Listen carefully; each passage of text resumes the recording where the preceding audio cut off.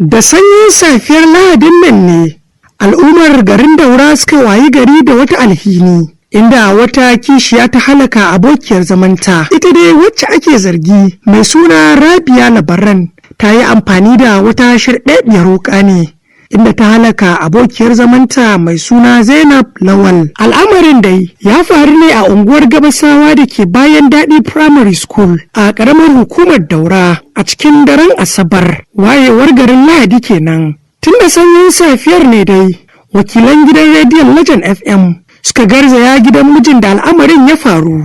Zuwan gidan rediyon Legend ke da wuya, aka ga yadda mutanen unguwan ke ta dafa hannu a ka, tare da jimami da kuma mamakin yadda al'amarin ya faru. Tun da farko mun ji ta bakin mijin Zainab da kuma Rabia wacce ake zargi mai suna Nasiru Yusuf.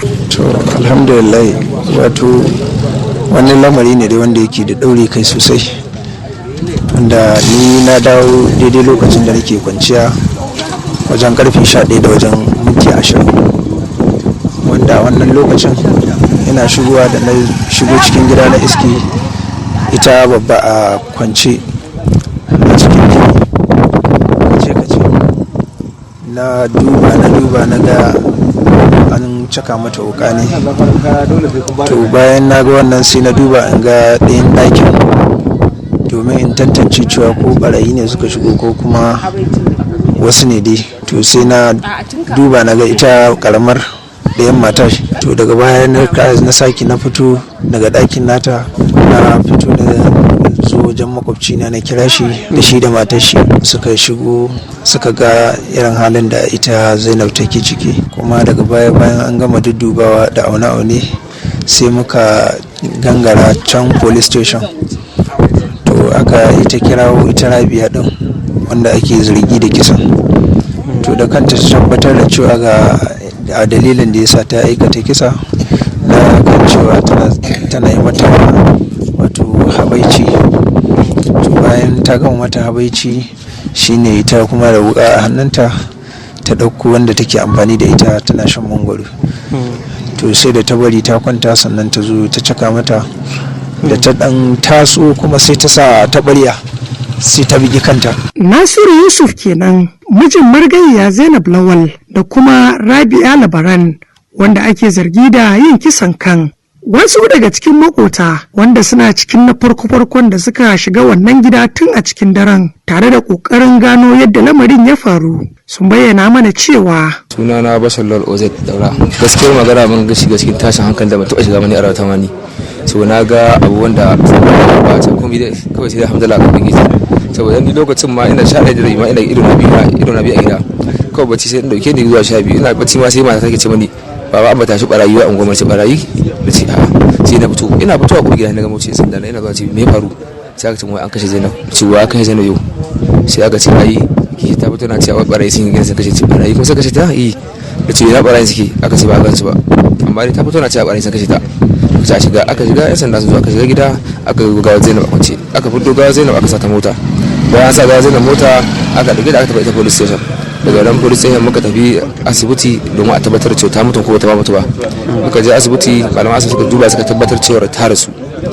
Bayan ta rasu mun dawo gida jini kace bangon gidan tile din ma jini, domin muka wanke musu saboda tashin hankali kan mutane da safan zo suka tashi hankali wannan suka kasa daukar wani abun. Muna ta binciken gidan mu ga mun samu wani abu wanda zai tabbatar cewa heda wannan abun ya shine ko kuwa da mu da jami'an sanda ana ta bincike ba samu ba. Dan na ta barin gidan da kokoranga a Hausa ma kwanan gidan a gani ko da an wallo kasa wannan makami sama. Wannan gidan je kafin ina zuwa gida na kuwa kuranga ina dawo shi aka ce ai ga wukaran a daidai cikin gidan cikin rami an saka wukai aka fito wukan nan idon wukan nan wuka ta wata kwasa guda 3 ga jini jikinta abun caccaka ta an caccaka wukai ga gohinta an buga mata barya nan bugu wanda idan ma ya rufe jini ne ga girjinta nan ga wanta abun ba ta tashi hankali ya wuce saurin imani ya kai imani gaskiya dan wannan abun tsakanin da Allah babu imani kwata-kwata sun wani abu. Mahaifiyar margayya Zainab Lawal ita ma mun yi ƙoƙarin ji daga bakinta duk da tana cikin kaɗuwa da kuma alhini na faruwar wannan al'amari, sai dai ta yi ƙoƙarin bayyana mana cewa na ɗauka kaddara ce haka Allah ya kaddara mana daman kwananta ne ya riga ya ƙare.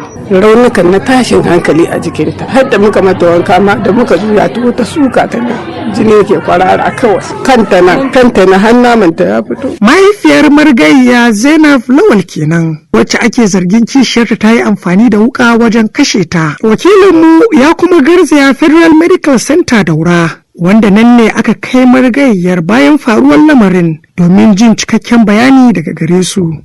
Sai dai har zuwa hada wannan rahoto ba mu ji daga gare su ba ko samun wasu bayanai, amma dai mijin da kuma waɗanda suka garzaya da ita asibitin sun tabbatar da cewa a asibitin an tabbatar da rasuwarta. Shi ma dai mai unguwar yankin ya yi ƙoƙarin bayyana irin alhinin da suka shiga. Sunana Lawal Ibrahim, ni ne mai unguwa na Gabasawa B.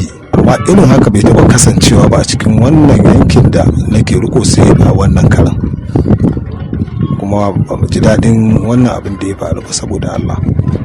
Kamar duka yadda ka tambaye mai gidanta, ni ma da safe da na zo na tambaye da ce maza wani abubuwa suka faru.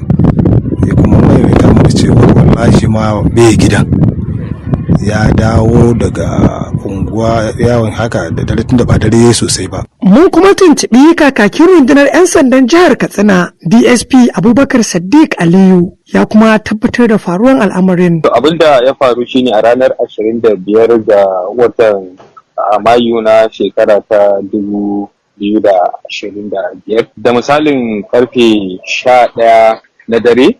Mun samu rahoto a ofishinmu da ke Sabon Gari da ke a cikin birnin Daura, karamar hukumar Daura, inda wani magidanci ya zo ya kawo mana rahoto cewa bayan dawowar shi kasuwa da misalin karfe 11 na dare ya samu matar shi ta farko kwace kwance cikin jini. Ba da ɓata lokaci ba, jami'inmu da ke kula da wannan shiya ya jagoranci 'yan sanda zuwa wannan guri inda aka yi yunkurin a ceto ran wannan mata ta hanyar gaggauta ta asibiti domin ta samu kula na kwararru a bangaren lafiya. Sassu asibiti ke da wuya, jami'in kula da lafiya na wannan asibiti ya tabbatar da rasuwar wannan mata. Kakakin rundunar 'yan sandan jihar Katsina kenan DSP Abubakar Sadiq Aliyu da yake tabbatar da faruwar kisan kan da aka yi a garin Dauran. Da ko a kwanaki 4 zuwa 5 da suka wuce, haka aka zargi wata mai suna Habiba da halaka abokiyar zamanta mai suna Zainab a karamar hukumar Rano da ke a jihar Kano. To da fatan dai za a ci gaba da kai zuciya nesa